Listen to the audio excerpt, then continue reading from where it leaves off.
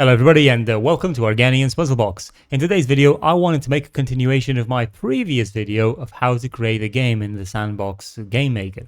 So I would really urge everybody to go and try this out. It's been a load of fun. This video in particular was incredibly fulfilling to actually get to create, because I had to come up with ideas and new ways of making interactions within the Game Maker, the Sandbox Game Maker. And I was really surprised about how intuitive things were. And I want to show you some of the knowledge that I've acquired in order to create a sort of a dungeon crawler inside the Game Maker, and just how easy it is. I mean, the whole process must have taken me under an hour and a half, I would say, to get to the final sort of stage. I just wanted to go through a lot of the explainers, which obviously means that it will take a lot more time when I was recording. But overall, very, very simple and very easy, and the results are fantastic. So let's dive straight in.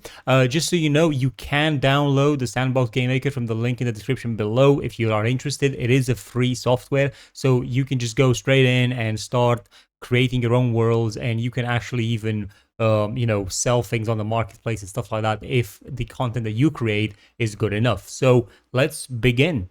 Now obviously we want to create a new world for our dungeon crawler here, so I'm just gonna do a 2x2. I'm going to name it Organian's Gauntlet or something, I don't know, or Organian's Maze. There we go. And we're gonna have like we can select a theme if we'd like to, but we're just gonna do, well, actually I think I'm gonna do a nether or desert. I think we'll try a desert one. Hopefully that's gonna be okay. So we're just gonna press create, and this will load up the new world. Now what's really interesting about this is that the terrain in here is very easily editable, which I find it to be very, very nice. So whenever we alt and move our left, mouse around, we can change things. We can change the camera. If we have one of these cubes selected, you could easily replace or add new tiles. So if you right click, you are removing tiles. And if you're left clicking, you are adding tiles, for example. And then depending on which cube you've got selected. So for example, if I've got that one selected, I can now say, well, remove all of this and add all of this tile. So you see, it's doing that. And then I can move around again, and then try and fill this gap in here if I would like to. So just to get the ground. So editing ground is really easy this way, and I like how intuitive it is. And once you get the hang of it a little bit, you're really going to be very fast at creating this. So what we're doing here, we're just going to select an area that we want to sort of build the first thing. And the tiles aren't only useful for the ground, they're also useful for building actual stuff. So for example, we could use this as a sort of a wall right here. If you can see, we can do that. And then that could be the wall of the dungeon itself, for example. Now, if the wall itself is not that interesting, you can always go and have a look and see if there's any other wall assets out there that you could get in. So there's other type of walls in here.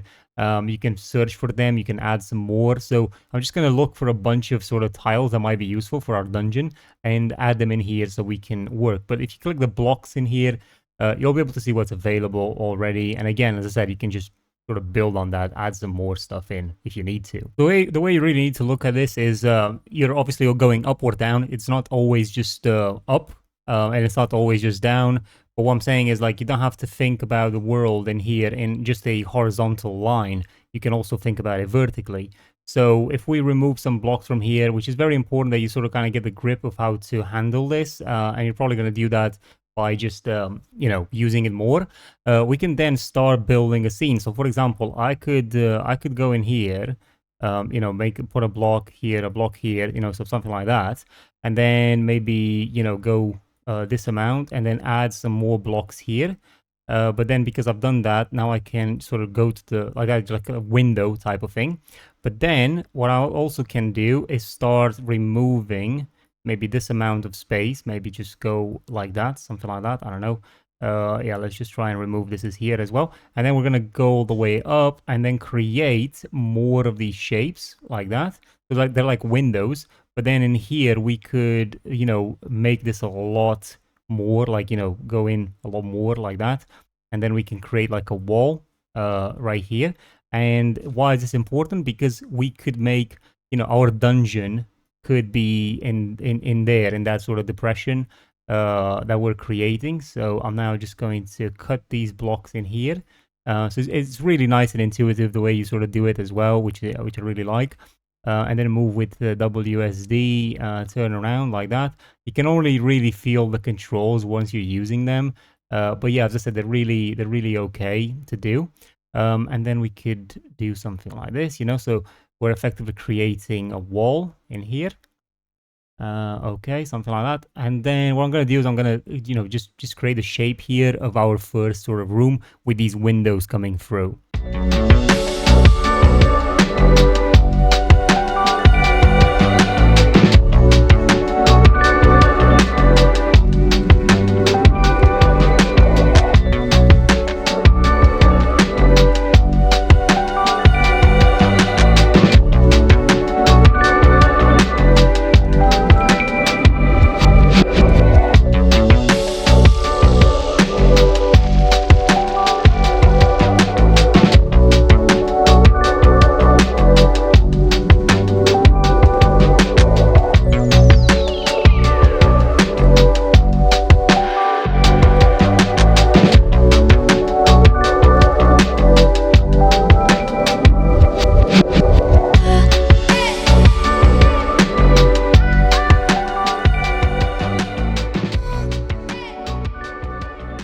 Sometimes what's really important is that you actually place yourself in the world. So something like this, right? I could, for example, put my starting point around there. So the reason why I'm doing that is because I want to be able to say, right, okay, how is this going to look like if I actually spawn in the world? Is this going to make a lot of sense or not? So what you want to do is be able to place your little, you know, your little stick figurine over here. So, you know, for example, in this particular part of the level, if we press tab, then we will be within the level in here, and you can see what the sort of the size and the scale of the room will look like. You're able to walk around and just have a look at what we've done, you know, added some sort of ceilings and stuff, and then in here something is going to happen. We can also go through here if we'd like to, or go through there, so we can jump around. And then we can go up here, and then there's going to be a path there, and then some more to continue over here. So as you can see, the character already recognizes this as a sort of a staircase here, so it's able to go up. And then we get to this point, and we're actually able to pass through, which is quite nice, but we're also able to enter the lava, which is not very good. And also, because we're trying to do a bit of game dev in here, you will notice that the collisions, because of this, is not going to allow us to be able to jump on this without falling in the lava, which the lava itself will be harmful to us. So we're going to have to, and as you can see, if you fall into the lava, you're pretty much dead, or you should be. So we need to find, give our character the ability to go up on these and then jump from one to the next and make sure that the jumps are actually possible, and also make sure that we've got lava everywhere. We could also maybe have like a switch that's going to disable the lava, but that's why it's important that you actually play around through the level and see what the challenges are.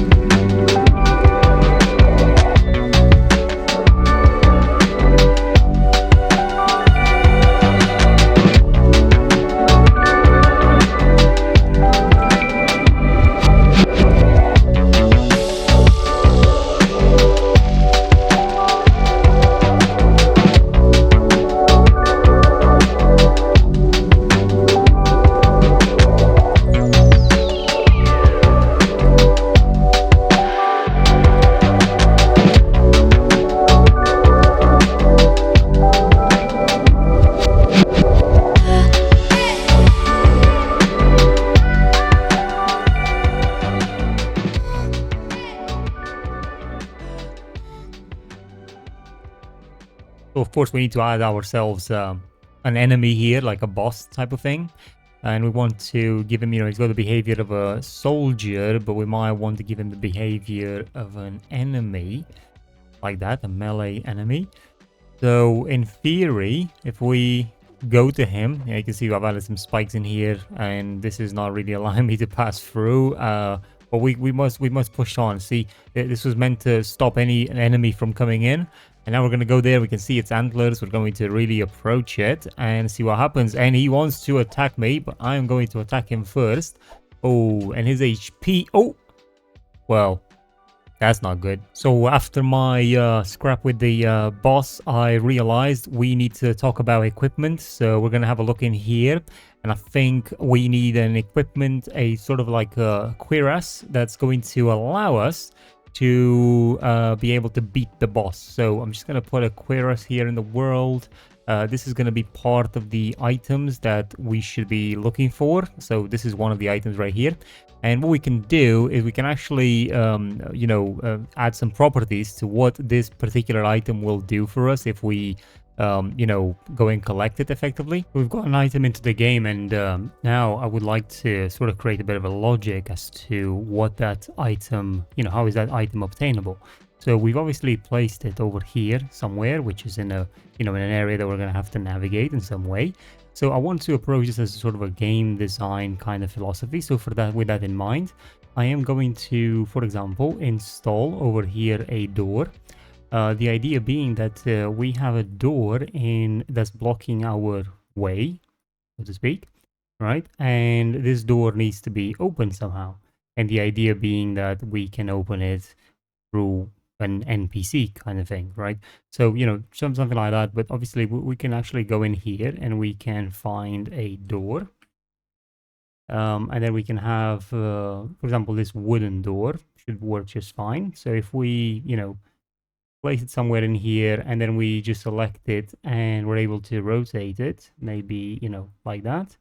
Now what we want to do is obviously build the walls around so that it can actually, we can actually sort of are able to open the door, right? Because we've got to be able to do that. So I'm just going to like do something like that, right? Okay, so this shouldn't allow us to be able to pass on the other side unless we actually get this door open. Now we also need a trigger for the door. So what I'm going to do is I'm going to create a bit of a like a sort of a quest that allows for this to happen. So what I'm also going to do is I'm going to select a character from from in here. We can probably just put Adventure Jet or somebody like that, or maybe the Archaeology Mary. Now let's just go with Jet, right? So Jet is going to be a character who is over here, and he's waiting for us to arrive in order to do something for him for so we can then get the door to open, right? So that's important. But what Jet will want from us is he'll give us a quest to, for example, kill an enemy. So in order for us to do that, we have to go in here and give him some, like a behavior of some kind to allow him to do something. So, you've got multiple behaviors in here. You've got logics that you can add. So this is where we can, just have a look and see what he can do for us. Okay, now we're going to give the behavior for Asker. So we're going to select the SP Asker over here. And this gives us a bunch of options that we can, we can do. And for example, we can go in here and have a look at, what's the question. So the question could be, for example, I don't know, can you kill an enemy? Can you kill an enemy? I will give you a powerful item to kill the, big wasp, right? And the idea being that you're communicating to the player that this guy's going to give you a powerful item to help you killing the boss, which obviously has annihilated us before. And you got some answers to give him. So you could say, yes, right. I mean, point me in the direction of your enemy or something, or not feeling up to it, right? And obviously not feeling up to it means that you kind of don't accept the quest, but if you do accept the quest, then we can move on to kill the enemy. Now we've got to edit the logic of this, so I'm going to go over here and I've got this option called edit logic. So I'm going to select edit logic, and then in here we can have a look. Obviously this is the logic of what we've just done, but we can start editing it. So we can add a component in here with which we can use this as sort of an indicator. And with that done, we can go down here and we can have a look at you know, playing around with some of this stuff in here. Like, for example, is he adding us an objective or, you know, things like that. We can also change the name of this. So we could just call this guy Jet or something. That's going to be, you know, good if we do that. And once we add that in here, we can have a look at adding, you know, the connection between the questions over here to the, you know, what's actually what's happening. So you've got in here some things to do that. So we've got quest cursors. We've got to set that to true for this. Also, we need to not forget that over in here, we've got to actually, you know, broadcast the message. So we're going to, you know, have a look in here. And I believe we can type in here, type keyword actually. Yeah, so, you know, we're going to put this as kill for this one in here particularly. Defines the message to send to your targets, effectively. That's what we're trying to do here. And then we need to set an objective. So with that, we're going to go to rules. Going to click this button over here to add a quest. And then the quest description is kill enemy, you know, something like that. And then this will require a message for this to open, and we can select the kill message in here. The quest auto launches, that's fine. It's a counter type quest, and we need counter type is deaths, and there's no quest. I mean, the quest item in here is, we're going to call this enemy, and we have to kill one. Okay, and it automatically completes once that's sort of done. That's the logic of this. So we can now connect this particular quest in here to the, well, actually just as quest default. So we're gonna have to link it in here. Let me just have a look. Now we also need to actually, you know, that we've done that, we've actually got to create an enemy. So what I'm gonna do is I'm gonna go over in here. I'm going to drop the enemy somewhere around in this area. So for the enemy, I am going to look for, have a look. If I type in barbarian, yeah, we're just going to put a barbarian chief over in here like that. Oh, 1 second. There you go. Okay, so I've got the barbarian chief. Let's just make sure that we rotate him, something like that. And now we have to add the, you know, he's got a behavior already, melee enemy. And we can have a look at, you know, decreasing his damage if we need to or anything like that. He's got 50 HP. And then we can type in here the tag enemy so that we know that this is the enemy that we're trying to kill. Now, if I press play here, let's just test and see if we've got any sort of real functionality going on here. I really need to get these spikes further down to the ground. But anyway, I mean, obviously I can go and kill the enemy right now. But I'm going to go here and I need to be able to talk to Jet. So if I press E, he says, can you kill an enemy? It will give you a power item to kill the big wasp. And then I'm like, you know, point me in the right direction. Obviously this quest auto accepted regardless of what I did. But now I have an objective. And for some reason, my guy is gone. I think actually what happened here is because I've got the trigger as kill, I think it literally killed them. So let's just have a look. I'm pretty sure that's what happened. That's the sort of the logic that I set up in here, and that's not what I wanted. So I'm just gonna select Jet again and have a look in here because obviously this is the message sent, which is kill. But let's have a look. So if we just leave this as a, you know, just type in something 0_kill, something like that. Okay. Actually, no, I can't. It seems add 0 kill. Right. Okay. So I've just done that. That's the broadcast that I'm trying to do. And I am trying to get this guy to be killed. So just put that in there. Actually, no, these tags. You know, he's got a few in there. He's got a few tags already. But let's have a look at the rules. This is our quest that we created. So yeah, the tag should be enemy, not kill. Sorry. Let me just put that tag in there as enemy. Now let me just press play again. I'm pretty sure if I go to him, I will be able to fight him. So let's just have a look. If I go to him, he obviously wants to kill me because he is an enemy, and now he's going back if I don't want to fight him. I can go here, press E, and then I'm saying point me in the right direction on the quest. But this is not giving me the quest for some reason. Okay, let me just have a look. So the enemy's still alive, but he's not giving me the quest. So these are things that obviously needs to be fixed. So we can have a look in here. Okay, so what I did was I used the kill function there. Okay. I'm also going to have to take that, this part, this part here, I'm gonna have to bring it down.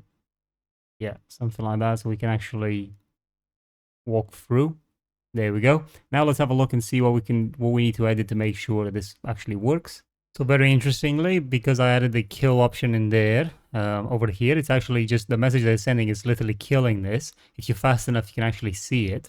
What I'm going to do is I'm going to change this to the newly added stuff that I made, the 0_kill, which by the way, you can name that to whatever you want. But I'm going to put that in there, and I'm going to make sure that in my rule set over here for the quest, I actually have that set in there, the 0 kill. Make sure you're doing deaths, the tag enemy, and the amount 1.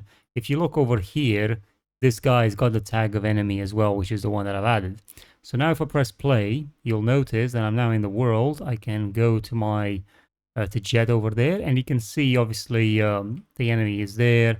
I'm now talking to Jet and accepting the quest, which obviously tells me now that I've got the new quest. I can now go here and then fight the enemy to the death, like that. And then the enemy is dead. You see, 1 out of 1. So the quest is completed, which means that I've, completed it, but nothing is happening with Jet because Jet didn't have a follow-up as to what's the actual, what was happening after. So now he's trying to tell me the same thing, but obviously there's no more quest to accept. But, he's obviously trying to give me the same sort of thing. Now, this door doesn't open, and that's what we're trying to do to trigger that to happen. And now for us to build the functionality of opening that door. So the idea is, for me, really, is to sort of get get from one point, from this point, get over to the NPC, talk to the NPC, and then the NPC sends you on an errand to kill this enemy in order to open this door. So obviously we need to block this area here so you can't get to this enemy before you talk to this NPC. So then when you do talk to the NPC, the door will trigger and open. But then we also want to have the functionality to open that door. So in order for us to do that very quickly, we're just going to select the door here. We're going to add the behavior, which is the it's got in here a door mechanism. So you can see in here MP door, just select that one. And then you've got a trigger.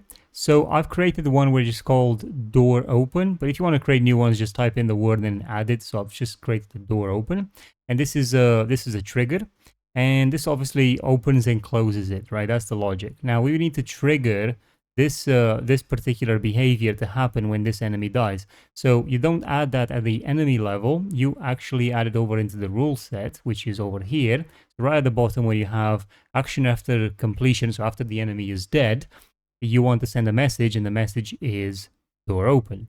Now we're going to click play and see what happens. So I'm just gonna go over here. Obviously, if we don't have the quest, killing the enemy will mean that we can't open the door, which means that we're never gonna be able to get the equipment. I'm going to accept the quest, and I'm gonna go in here, and now I'm going to fight the enemy so that we can unlock the door.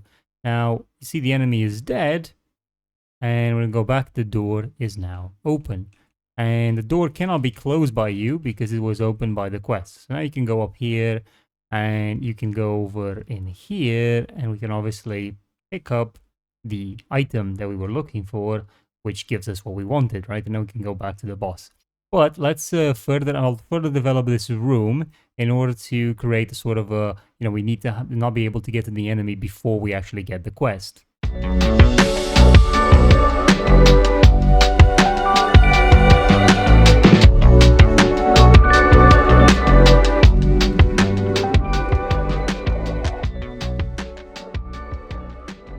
Now we want to make sure that, when we select the character over here, we have some questions. One of the questions in here is, can you open the door, right, to the enemy? I'm obviously doing very basic stuff, trying to prove a point. But that's answer number 3, right? So answer number 2 takes us nowhere, and answer number 3 means, you know, we can add something in here, unblock way. So this is the new trigger, right? Unblock way. Now, what this means is that we can go in here and we can add, again, you know, the MP button. You're going to have to add it again, like that, okay? And then we got a trigger. It's not interaction. Well, actually, the interaction is the unblock way. That's the trigger, and that opens the gate, right? The door. So now if I go and press play, I can then go over in here, and I obviously cannot go this way, so I cannot go to the enemy, but I can see the enemy. And now I can go over here and talk to the guy who gives me a quest. But, you know, I can say, right, get the quest. I can also talk to him, because right now if I... Oh, sorry about that, I actually exited the world. Basically, if I would have gone over to the door, so after I take the quest, you'll notice in here, after I take the quest, and if I go over here, the door is still locked, so I still cannot get to the enemy, and I've now blocked this area, so I can't go that way either. I've got to talk to him again and say, can you open the door to the enemy? And now if you have a look over here, the door is now open. And now we can go and beat up the enemy like that. And once we beat the enemy, we can now go in here and get our item. Isn't that cool? So that's really the game logic of this very simplified dungeon crawler. And now some other things in here that we want to do. We want to make sure that the enemy himself is not too powerful. So we're going to have a look at his details over here. And we're going to say, you know, attack damage is going to be like 22. He's going to have a very slow attack rate, and also his HP is something like 207, okay, something like that. Now this will make sure that we're actually able to beat him even if we don't go and get the item. Now the item itself doesn't yet add any particular, you know, anything to our character. That's a feature that's going to be released in a future update for the Sandbox. From what I heard, it's coming up very soon. So you're not really able to add any particular you know, attributes to your character. But that's not the point of this. The idea was to create this sort of a flow in here, right? So now we've got the enemy in place. We've got that. Now we can just go in here and press play. We've got our character who spawns in the area. Obviously, we can do the whole thing in here. We can also talk to this guy and just say, open the door to the enemy, and then we can get the quest, so that's fine. The door is now open. So I'm just gonna do this whole thing, you know, just going through from beginning to end. So the enemy is dead. And now I can go in here and get my armor. You know, imagine how long this would have taken for you to actually code. So now that I've got the armor, I can actually go into... Oh, I'll press tab again. The idea was to go back into the menu and be able to actually put the armor on. But alas, I'm going to have to do this. By the way, I'm actually going to try this. So without taking the quest, I'm just going to open the door and just see what happens. So I'm just going to go and beat the enemy and just see if the door will open even without the quest. It shouldn't, but... Oh, there we go. Yeah, so the door did not actually open without that. And I can actually get the quest again, but the enemy is dead, so I've got nobody to kill. That's an interesting sort of take on this. It's really good to sort of like, you know, continue on testing and just seeing how things can be optimized and what other logic you can add. But generally, you know, there's quite a lot of stuff that you could do in here to further complicate it. So it's really running on very simple building blocks, but then it develops into so much more just by simply creating more systems that interact with each other and, you know, have different properties and so on.